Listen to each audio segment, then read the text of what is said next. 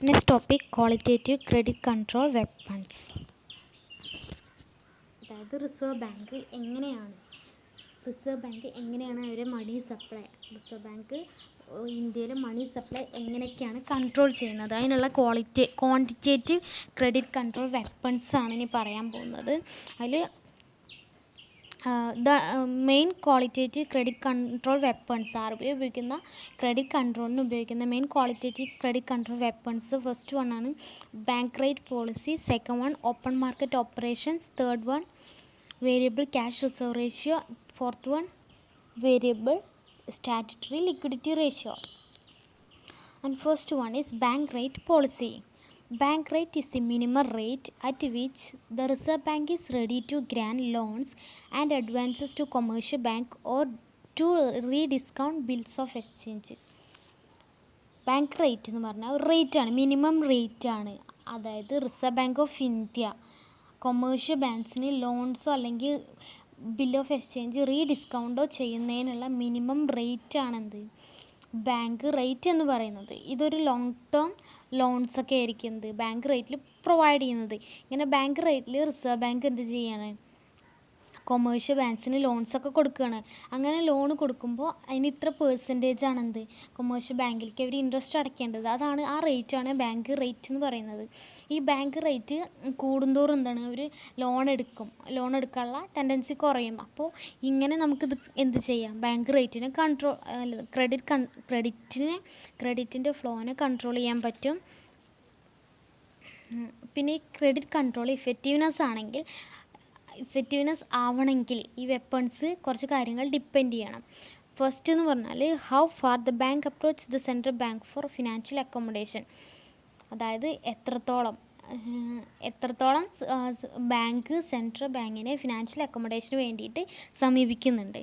Second one എന്ന് പറഞ്ഞാൽ the volume of eligible bills with commercial banks which can be rediscount with reserve bank. അതായത് എത്ര volume of ബിൽസാണ് commercial ബാങ്കിലെ reserve ബാങ്കുമായിട്ട് റീഡിസ്കൗണ്ട് ചെയ്യുന്നത്.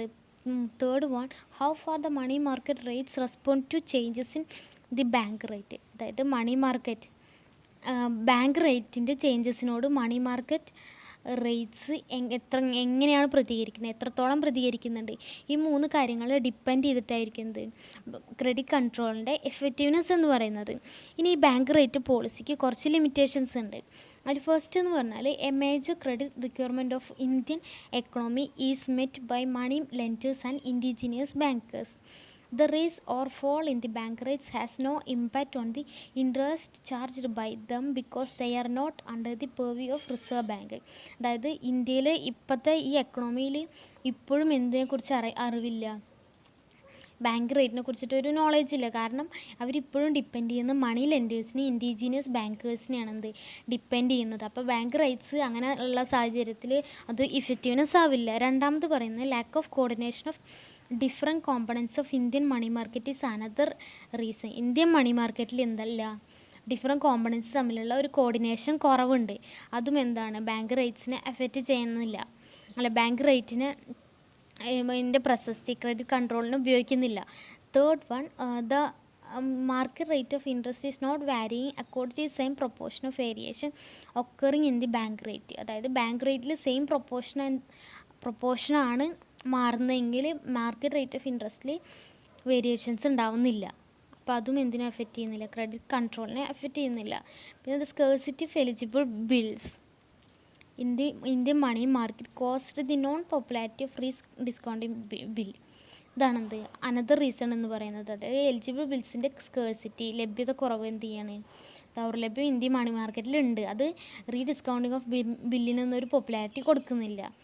And last one is the banks have abundance of deposits when with them even after meeting the required minimum statutory cash reserve. So the banks are not seeking the financial assistance of Reserve Bank. അതായത് അവരുടെ അടുത്ത് statutory cash reserve required അവർക്ക് ആവശ്യമുള്ളതുണ്ടെങ്കിൽ അവരൊരിക്കലും reserve ബാങ്കിൻ്റെ സമീപിക്കുന്നില്ല. പിന്നെ reserve bank rate changes ചെയ്യും. അതെന്തിനാന്ന് വെച്ചാൽ volume of credit ഒക്കെ കൺട്രോൾ ചെയ്യാൻ വേണ്ടിയിട്ടാണെന്ത് ബാങ്ക് റേറ്റ് വേരി ചെയ്യുന്നത്. ചിലപ്പോൾ അപ്പോൾ ബാങ്ക്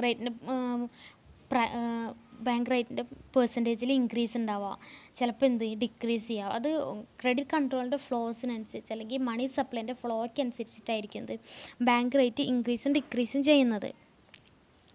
അതായത് 1935 3% ആയിരുന്നു ബാങ്ക് റേറ്റ്, 1963 4% ആയി, പിന്നെ കൂടിയും കൊണ്ടിരുന്നു. 1964 എന്താണ് 4% to 5% വരെ എത്തി. അങ്ങനെയാണ് ഇത് പറയുന്നത്. നെക്സ്റ്റ് ആണ് ഓപ്പൺ മാർക്കറ്റ് ഓപ്പറേഷൻ. രണ്ടാമത്തെ ക്രെഡിറ്റ് കൺട്രോൾ വെപ്പണാണ് open market operations. Open market operations of a central bank consist of purchase and sale of government securities in the open market. അതായത് ഗവൺമെൻറ് സെക്യൂരിറ്റീസിൻ്റെ പർച്ചേസും സെയിലും ഓപ്പൺ മാർക്കറ്റിൽ കണ്ടക്ട് ചെയ്യുന്നതിനാണ് open market operation എന്ന് പറയുന്നത്. അതായത് സെൻട്രൽ ബാങ്കിൻ്റെ ഗവൺമെൻറ് സെക്യൂരിറ്റീസിൻ്റെ പർച്ചേസും സെയിലും വാങ്ങുന്നു വിൽക്കുന്നത് എവിടെ വെച്ചിട്ടായിരിക്കും? ഓപ്പൺ മാർക്കറ്റിലായിരിക്കും. ഈ സെക്യൂരിറ്റീസ് കൊമേഴ്ഷ്യൽ ബാങ്ക്സിന് സെയിൽ ചെയ്യും. അങ്ങനെ അവരെന്ത് ചെയ്യാണ്? ലോൺ എമൗണ്ട് കുറയ്ക്കാൻ പറ്റും. അതായത് സെക്യൂരിറ്റീസ് കൊമേഴ്ഷ്യൽ ബാങ്കിന് കൊടുക്കുകയാണെങ്കിൽ അവർക്ക് ആ ലോൺ എടുക്കുന്ന എമൗണ്ട് കുറയ്ക്കാൻ പറ്റും. അതിനനുസരിച്ചിട്ട് ക്രെഡിറ്റ് ഫ്ലോനെ കൺട്രോൾ ചെയ്യാൻ പറ്റും.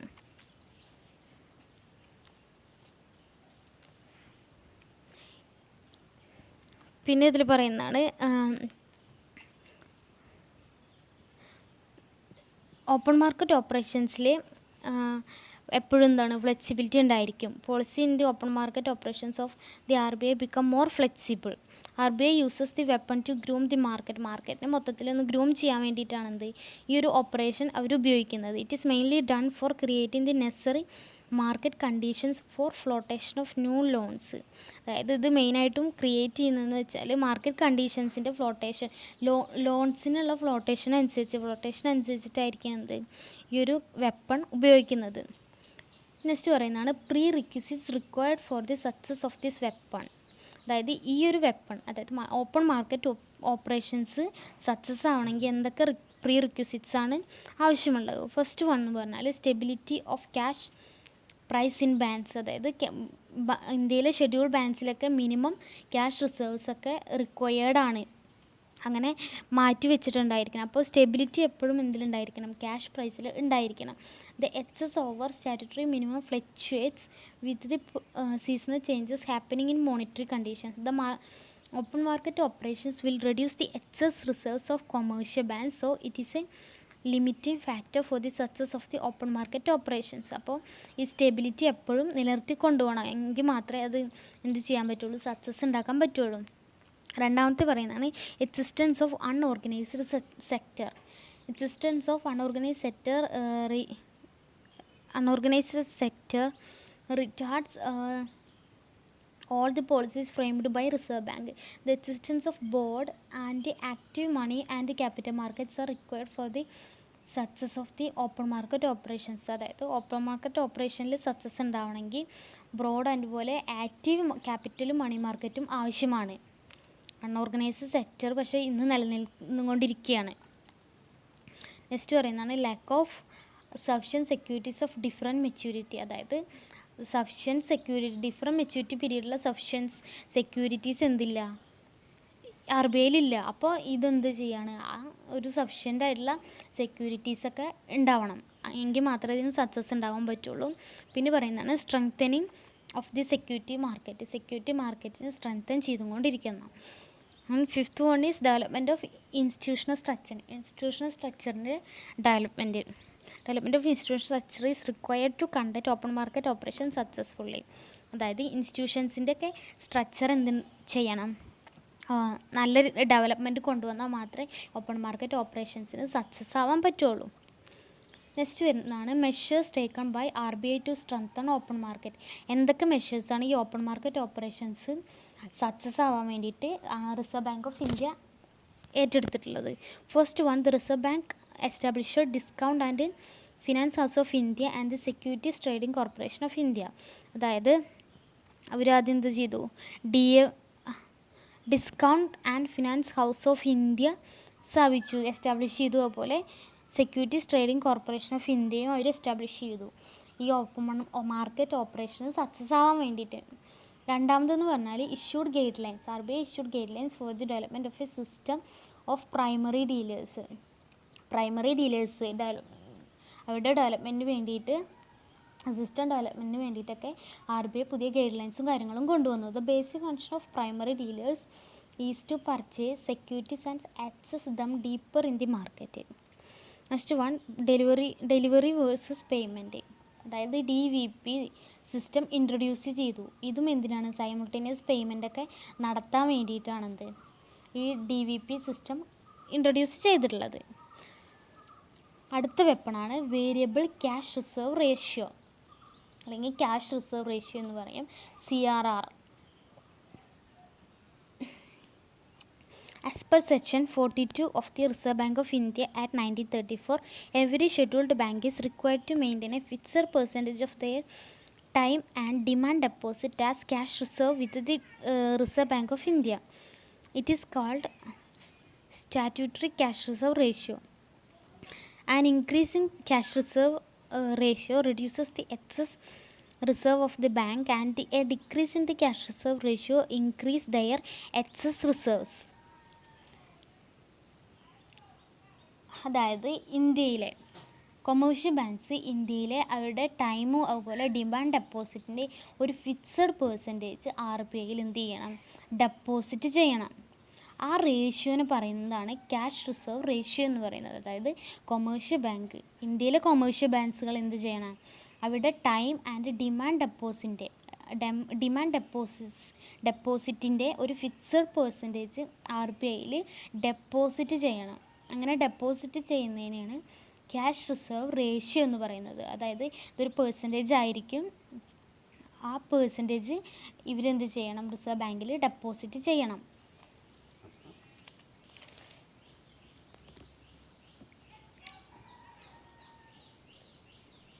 The overall reserves to be maintained should not however exceed 20% of the demand and 8% of the time liability. അതായത് ഓവറോൾ ആയിട്ടുള്ള റിസർവ് ഒക്കെ എന്തിൽ എക്സീഡ് ചെയ്യാൻ പറ്റില്ല? ഡിമാൻഡ് ഡെപ്പോസിറ്റിൻ്റെ 20%-ലും 8% ടൈം ലയബിലിറ്റിയിലും കൂടാൻ പാടില്ല.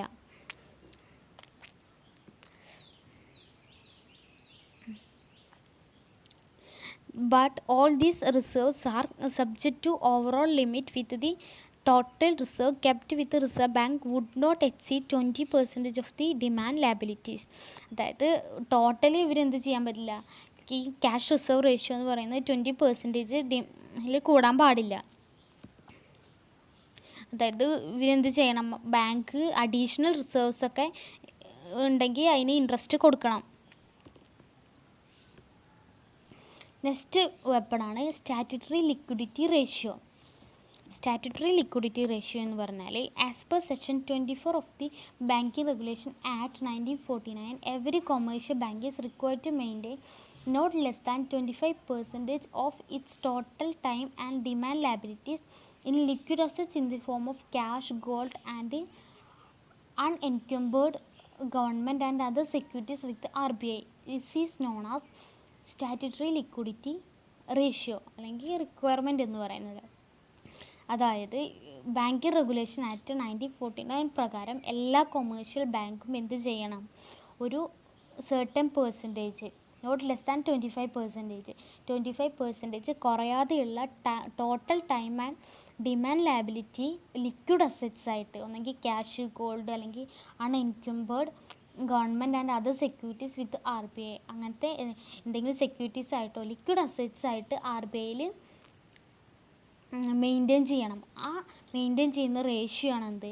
സ്റ്റാറ്റ്യൂട്ടറി ലിക്വിഡിറ്റി റേഷ്യോ എന്ന് പറയുന്നത്. A reduction in SLR by the RBI will augment the resources of the scheduled commercial bank. An increase in SLR will decrease the lendable resources of the scheduled commercial banks. The liquidity ratio was raised from 25 to 30% in November 1972. അതായത് November 1972 statutory liquidity ratio 25% നിന്ന് 30% വരെ ഉയർന്നിട്ടുണ്ട്. 1990 അത് 48.5% മാറിയിട്ടുണ്ട്.